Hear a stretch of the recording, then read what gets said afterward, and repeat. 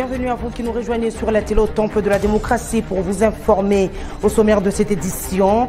Le président de la République, facilitateur de l'EAC pour la transition politique au Tchad, est arrivé ce mardi à N'Djamena. Il était en tête-à-tête avec son homologue, le président Idriss Déby. Dans l'actualité également, surchauffe sur le marché de change en RDC. Tout paiement d'impôts se fait désormais en francs congolais, annonce faite par le ministre des Finances Nicolas Kazadi lors d'un briefing de presse qu'il a co-animé avec son collègue de la communication et médias, Patrick Mouyaya. Voilà tout pour les titres. Bonsoir. Ouvrons cette édition par l'arrivée du président de la République, Félix Tshisekedi, facilitateur de la CEAC pour la transition politique, ce mardi à N'Djamena au Tchad. Il a eu un tête-à-tête avec son homologue, le président Mahamat Idriss Déby, président de la transition tchadienne. Félix Tshisekedi va aussi rencontrer les principaux partis politiques et les membres de la société civile tchadienne, ainsi que les représentants de l'ONU et des États-Unis. Cette mission confiée au président de la République de la RDC est de concilier les vues des différentes parties prenantes au processus de transition au Tchad afin de trouver un accord devant mener aux élections et de promouvoir la paix dans ce pays. Nous y reviendrons avec force détail dans nos prochaines éditions. Je le disais en titre, bien avant de s'envoler pour le Tchad, le président Félix Tshisekedi a échangé le lundi avec le ministre d'État des Émirats arabes unis à la tête d'une délégation venue signer un partenariat avec la société aurifère du Kivu et du Maniema sur l'exploitation des minerais. Par la même occasion, le chef de l'État a présidé le même lundi une réunion de sécurité au cours de laquelle il a donné des instructions claires pour que le 9e jeu de la francophonie se passe en toute quiétude. Yassema Vungara pour plus de détails. Bonjour. Entre la République démocratique du Congo et les Émirats arabes unis, une amitié prend solidement corps sur base d'une relation économique ambitieuse et fructueuse. Ce lundi, c'est un autre important dossier qui a conduit Cheikh Chakbout Nayan Al-Nayan auprès du président de la République, Félix Antoine Tshisekedi. Le ministre d'État des Émirats arabes unis conduisait une délégation composée de plusieurs entreprises privées et publiques pour acter un partenariat qui va révolutionner la partie est du pays et plus particulièrement le Grand Kivu. Les deux parties, congolaises et émiratis, ont devant le chef de l'État signé le deuxième partenariat de Tuiti Mining de la société Sakima. C'est un projet de plus de 1,9 milliard qui devrait développer, comme je l'ai dit, 5 mines industrielles et mettre en place une fonderie de plus de 500 millions de dollars dans la province du Sud Kivu. Cette signature avec Sakima qui dispose des mines va permettre d'approvisionner la fonderie qui sera installée dans la province du Sud Kivu. Grâce à ce partenariat, plus de 4 mines industrielles seront également mises en place pour connecter le sud du pays au Maniema avec des mines qui vont développer plusieurs activités connexes en même temps pour une transformation que l'est du pays n'a jamais connu. Le ministre d'État des Émirats arabes unis, à séance tenante, remercié le président de la République Félix Antoine Tshisekedi pour son sens élevé de collaboration qui facilite la coopération. Pour lui, c'est l'amour du pays et les Congolais et tout projet qui vient pour développer, transformer le Congo, il fera tout pour que ces projets puissent, n'est-ce pas, produire les fruits tels que voulu. Toujours au bureau du chef de l'État et dans une autre salle cette fois, le président de la République a réuni quelques responsables de services de sécurité, de la police nationale, le ministre de l'Intérieur et le gouverneur de la ville de Kinshasa. Outre la situation sécuritaire du pays examinée en profondeur, le chef de l'État Félix Antoine Tshisekedi a donné des instructions claires pour la sécurisation des 9e Jeux de la francophonie qui se tiendront à Kinshasa dans 10 jours. Le commandant suprême de forces armées et de la police nationale a fixé à ce responsable un objectif à atteindre, celui de 0 incident pendant la période des Jeux. Le ministre de l'Intérieur, Peter Kazadi, a confié au sortir de cette réunion que les différents services vont mutualiser leurs efforts. Les patrouilles mixtes vont se déployer dans les prochains jours pour garantir une quiétude permanente aux citoyens du pays et particulièrement aux délégations étrangères présentes dans la capitale pour prendre part aux Jeux de Kinshasa. Nouvelle mise en place à la police nationale congolaise, le commissaire divisionnaire adjoint Blaise Kilimbalimba a officiellement pris ses fonctions depuis le lundi dernier comme nouveau commandant de la police ville de Kinshasa. C'était au cours d'une cérémonie au ministère de l'Intérieur en présence du ministre de tutelle. Reportage Manuela Kitalongoy. Promu par le président de la République, Félix-Antoine Tshisekedi Tshilombo, au nouveau grade et à des nouvelles fonctions, les hauts cadres de la police nationale congolaise, PNC, viennent d'être notifiés de leur nomination par le vice-premier ministre, ministre de l'Intérieur, Sécurité et Affaires coutumières, Peter Kazadi Kankondé. C'était au cours d'une cérémonie solennelle qui a eu lieu lundi 17 juillet dernier à Kinshasa. De manière symbolique, le vice-premier ministre et ministre de l'Intérieur a notifié aux commissaires généraux adjoints leur nomination. Il a invité le commissariat général de la PNC à poursuivre cette même cérémonie avec les officiers qui sont restés. Dans une brève allocution prononcée au cours de la dite cérémonie, les patrons de la territoriale a adressé ses félicitations aux heureux promus. En sa qualité du responsable de la sécurité dans le pays, Peter Kazadi Kankondé a ensuite exhorté ce dernier à être modèle pour ce qui est du nouveau commissaire provincial de la PNC ville-province de Kinshasa. Le général Blaise Kilimbalimba, le vice-premier ministre, l'a instruit de procéder à la remise et reprise avec son prédécesseur ce mardi, car il y a l'insécurité dans la capitale, a-t-il dit. Dans sa communication, Maître Peter Kazadi Kankondé a annoncé une réunion technique avec le haut cadre de la PNC nouvellement nommé afin de palper l'avenir de la police nationale. C'est dans ces cadres qu'il dit envisager aussi la tenue des états-majors de la police nationale congolaise. Juste après sa prise de fonction, le remplaçant de Silvano Kasongo, le général Kilimbalimba, a du pain sur la planche. La population attend de lui plusieurs défis à relever, surtout concernant l'insécurité qui bat son plein la ville de Kinshasa. Quelques Kinois ont donné leurs avis au micro de Hervé Kazadi et Naomi Mbizi. Ce que je peux demander à notre nouveau commandant, il s'implique surtout plusieurs stratégies concernant l'affaire de l'idéologie et tous les jeunes là qui font partie de criminels. Alors il faut trouver des solutions, il faut trouver plusieurs stratégies pour qu'il y ait un changement le plus vite possible. Alors nous demandons que le nouveau général puisse essayer de partager les responsabilités de la police. Parce que nous, la population, nous sommes en train de subir. Il n'y a pas seulement nous. Nous voyons les Wewa.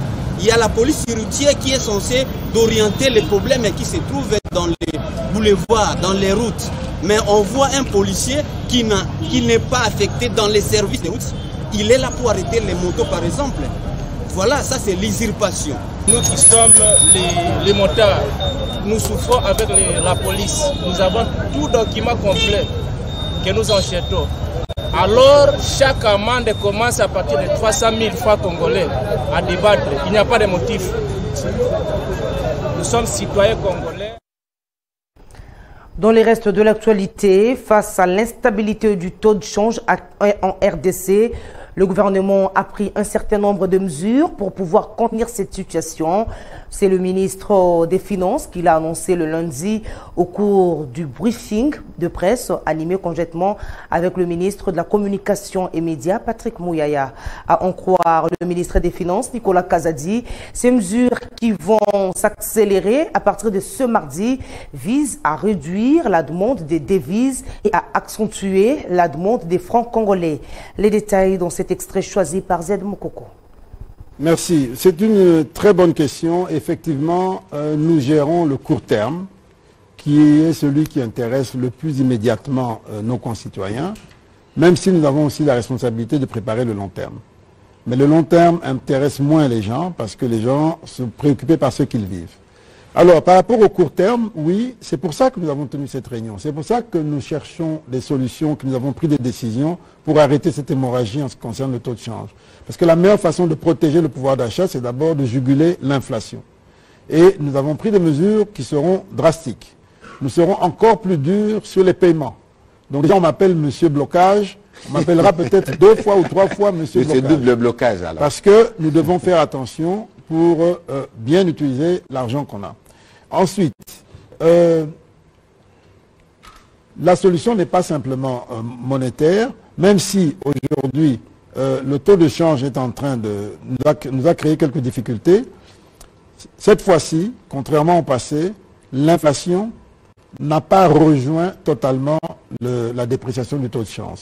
L'inflation est inférieure à la dépréciation du taux de change, ce qui nous permet de penser qu'on est en face d'un phénomène de spéculation. Donc nous voulons casser la spéculation et obtenir que le taux de change revienne à son niveau d'avant cette petite surchauffe. C'est fait pour protéger le pouvoir d'achat de la ménagère à court terme. Mais à moyen et long terme, d'autres mesures que nous prenons à court terme. Nous avons préparé un décret qui, surtout qu'on s'approche maintenant des fêtes de fin d'année, pour les principaux produits de grande consommation. Il y en a 6 au total. Nous allons instaurer un droit unique à l'entrée, que vont se partager tous les services qui ont l'habitude de faire en sorte que les prix ne font qu'augmenter. Toujours au cours de ce briefing, cette fois, au sujet de l'assassinat du député national Chérubin Okende, le gouvernement a instruit tous les services de sécurité de faire diligence pour une enquête minutieuse afin de faire la lumière sur cet acte inadmissible. Encore une fois, Zed Moukoko dans cet extrait. Suivez. Écoutez, depuis l'annonce de ces tristes nouvelles, nous, comme gouvernement, notre devoir principal, c'est d'assurer la sécurité des Congolais. Et nous vous expliquions il y a quelques jours avec le ministre de l'Intérieur sur ces mêmes plateaux les mesures que nous prenions. Parce que ça fait plusieurs mois que nous avons observé, parce que nous avons des différents rapports, plusieurs poches d'insécurité. Vous avez suivi ici, on parlait de vente d'organes, mais on n'en a jamais vu un seul cas qui a été présenté. On a parlé de kidnapping. Il y a un contexte général où on veut s'aimer le chaos, où on veut perturber tout ce qui se prépare, notamment les Jeux de la francophonie, encore aussi en fin d'année les élections. Et donc nous, comme gouvernement, nous considérons que l'assassinat de notre collègue au gouvernement est un acte grave qui porte atteinte même à tous les symboles de la République. C'était un député national, il était ministre il y a quelques mois. Mais en même temps, autant nous sommes, nous, dans une posture où nous voulons évidemment travailler à faire toute la lumière sur cet incident, en même temps, nous avons noté quand même ce que je considère comme un peu indécent. Je ne voudrais pas aller citer des noms, mais certaines réactions que nous avions vues qui tendent à désigner les coupables, alors que le mystère est entier. Ce n'est pas ici qu'on va parler des éléments de l'enquête parce que nous n'en avons pas. Nous avons observé que beaucoup sur les réseaux sociaux deviennent des enquêteurs. Je pense que dans l'esprit du gouvernement, tous ceux qui ont des éléments pouvant contribuer à la manifestation de la vérité peuvent se présenter au parquet ou à l'auditorat où les enquêtes sont menées pour apporter les éléments qui peuvent nous aider à démêler ces puzzles. Parce qu'aujourd'hui, beaucoup de choses ont été dites, mais personne ne peut vous dire avec certitude comment les événements se sont passés. Et donc, nous ne voulons pas aller là-bas, nous voulons, nous, aller vers des enquêtes qui nous permettront de faire éclater la vérité pour que soient punis avec la plus grande rigueur ceux qui ont commis cet acte.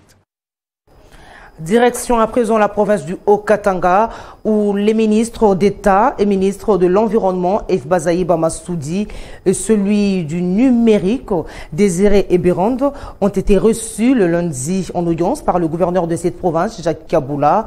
Au menu de leur discussion, l'évaluation de la pollution dans le Haut-Katanga et la vulgarisation du nouveau code numérique.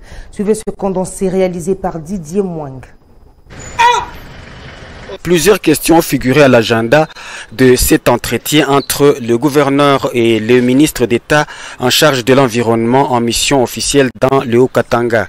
Jacques Kaboula Katoué et Eve Bazaïba Massoudi ont notamment parlé de la protection de l'environnement, de l'évaluation de la pollution et surtout des études de faisabilité du terrain qui sera attribué à un investisseur désireux d'opérer dans l'agroalimentaire. Je viens pour une mission officielle et cette mission-là revêt plusieurs paliers. Il y a d'abord la protection des forêts, parce qu'il y a un agro-industriel qui vient nous donner la possibilité d'accéder facilement à la farine, mais pour cultiver, pour faire cette industrie agroalimentaire, il faut couper les bois. Entre-temps, moi mes bébés ce sont les miombo. Je dois aller voir, on va les couper, on va les déplacer, qu'est-ce qu'on fera, qu'est-ce que je ferai pour les protéger.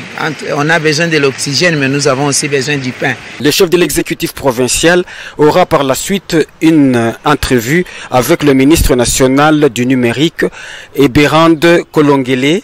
La vulgarisation du nouveau code numérique en RDC a dominé cet échange.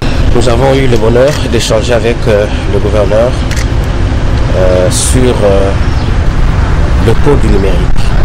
Comme nous sommes en période de vulgarisation du contenu de ces textes qui est très important, qu'on puisse également exprimer à l'autorité provinciale la nécessité également de pouvoir changer ces services administratifs pour les mettre dans un système digital aujourd'hui. Eberhard Kolongele a sollicité auprès de l'autorité provinciale l'accompagnement du gouvernement du Haut-Katanga dans cette action.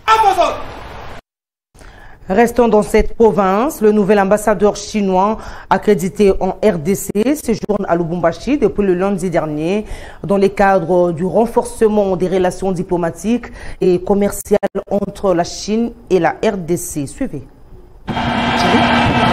C'est dans la matinée de ce lundi 17 juillet 2023 que le nouvel ambassadeur de la Chine en République démocratique du Congo est arrivé à Lubumbashi. Aussitôt après son accueil à l'aéroport international de la Luano par le ministre provincial de l'Agriculture, Ars Joseph Kayumba, l'ambassadeur Zhao Bin a été reçu par le gouverneur Jacques Kaboula Katwe.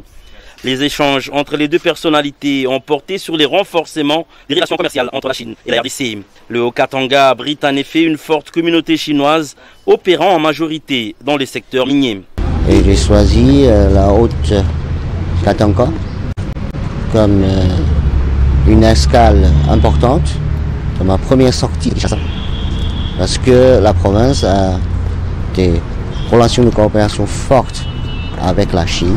L'objectif de ma visite est de voir comment encore renforcer davantage cette relation de coopération existant si heureusement entre nos deux pays.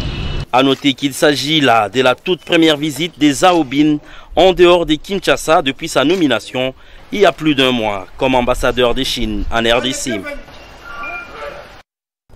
Quittons le Haut-Katanga pour la province du Sud Kivu. L'initiateur de la fondation Patrick Bakawabana a déposé le week-end dernier à Bukavu sa candidature à la députation nationale sous les couleurs de l'Alliance des nationalistes pour un Congo émergent. Les précisions dans cet élément de Sifa Mukomezi rendu par Malakita Longori. Il a décidé de porter haut la voix de la population du Sud Kivu au niveau de la chambre basse du Parlement congolais, accompagné d'une marée humaine habillée en gilet bleu et panne dorée des effigies du Parti de l'émergence. L'homme du social a reçu un soutien sans modération des hommes, femmes et jeunes convaincus par ses actions en faveur de la population. Patrick Bakawabana, initiateur de la fondation qui porte son nom, a déposé sa candidature à la députation nationale sur la liste de l'Alliance des nationalistes pour un Congo émergent, ANCE en sigle, parti cher au Munshamuka national Norbert Basengezi Kantintima. Je remercie mon autorité morale, Norbert Basengezi Kantintima, d'avoir placé sa confiance en moi et de me donner cette chance de déposer ma candidature sous le label de ANC et dans notre regroupement AN. Ses disciples du Munshamuka national, Norbert Basengezi Kantitima, a affirmé sa détermination à défendre les intérêts de la population du Sud Kivu et contribuer au développement de la République démocratique du Congo. Je les invite à voter ici, dans cette élection qui va venir, et de s'aligner derrière des bonnes visions et des bons messages qui va permettre à notre province de décoller. La terre a fléchi et le mur ont subi l'enthousiasme de la population de Bukavu, une preuve de patriotisme et de solidarité face à ce digne fils du terroir, l'ultime espoir, Patrick Kebaka Wabana. Faisant partie du regroupement politique Alliance des nationalistes, l'ANCE de Norbert Basengezi Kantitima, qui a choisi le bon côté de l'histoire, affûte ses armes afin d'offrir un second mandat au chef de l'État, Félix-Antoine Tshisekedi Tshilombo, aux échéances électorales prochaines. Ouvrons à présent la page sportive. Les lampions se sont éteints dimanche dernier au terrain Siwambanza situé dans la commune de Kimbantseke dans une finale inédite entre l'équipe de Biela contre la formation de Pascal Zaïko. Les vainqueurs de cette première édition a soulevé la coupe aux yeux des Dieudonné Kituba. Suivez.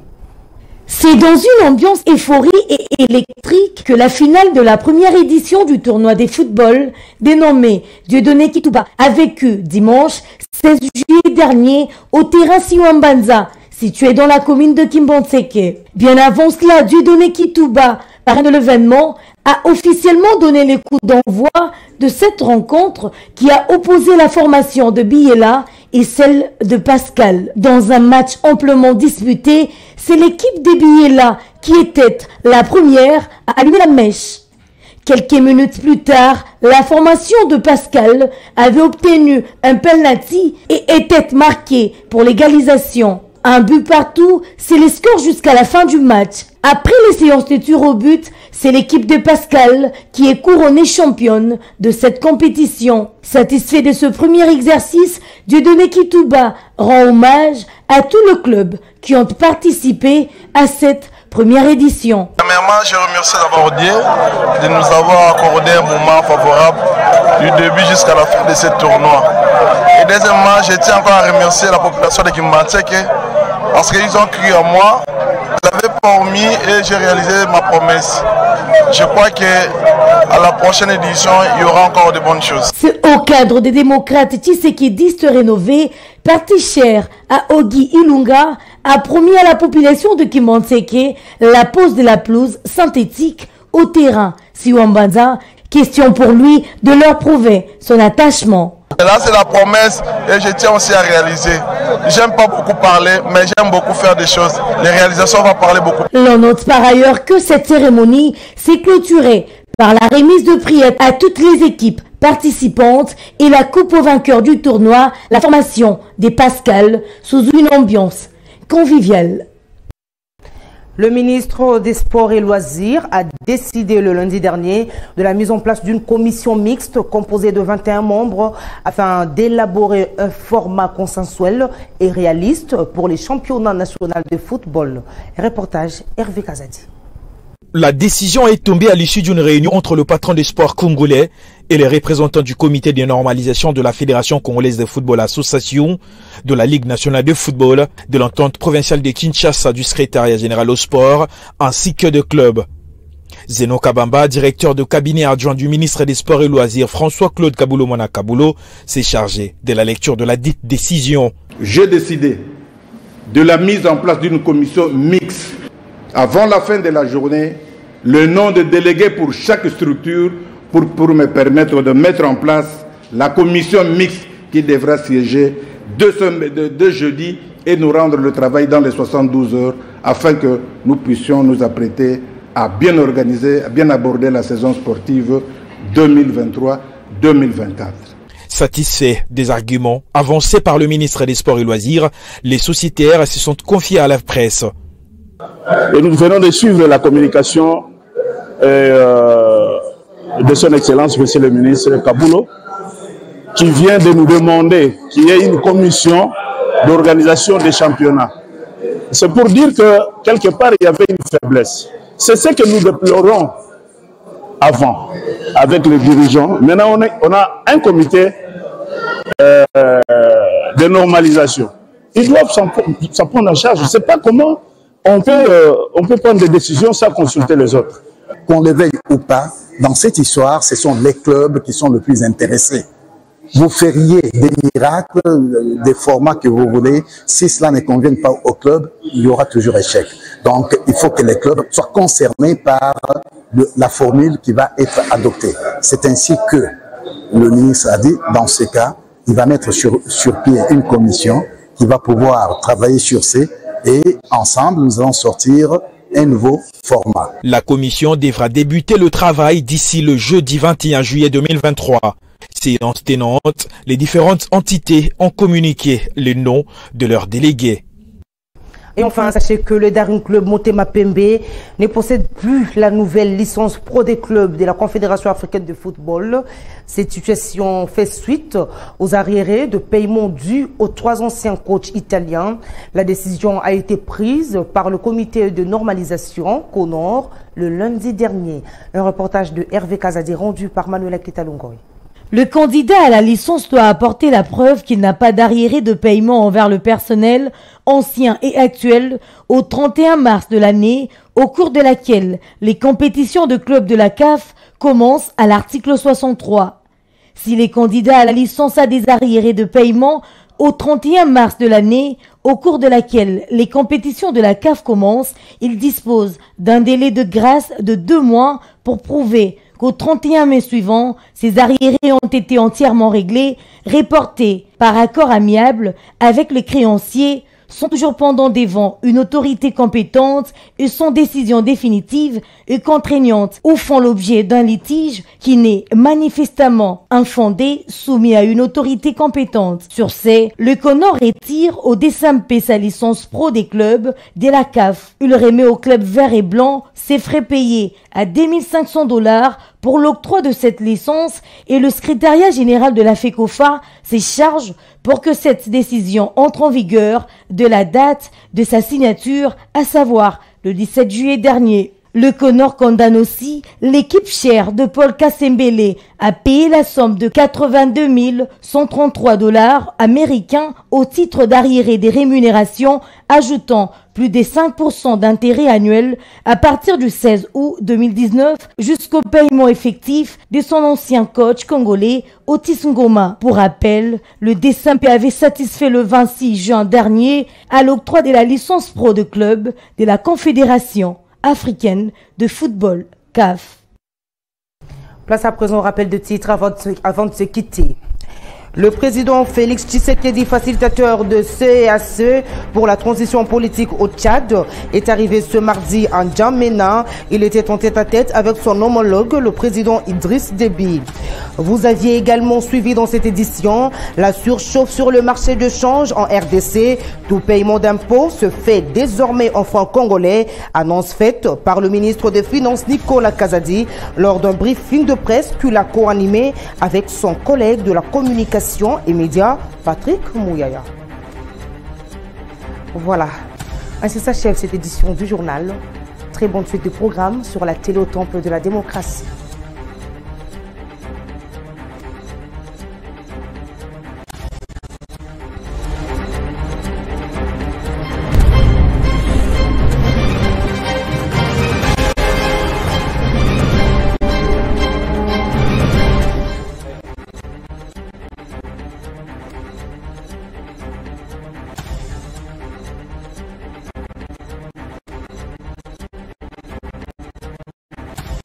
Dixième rue, ma télévision.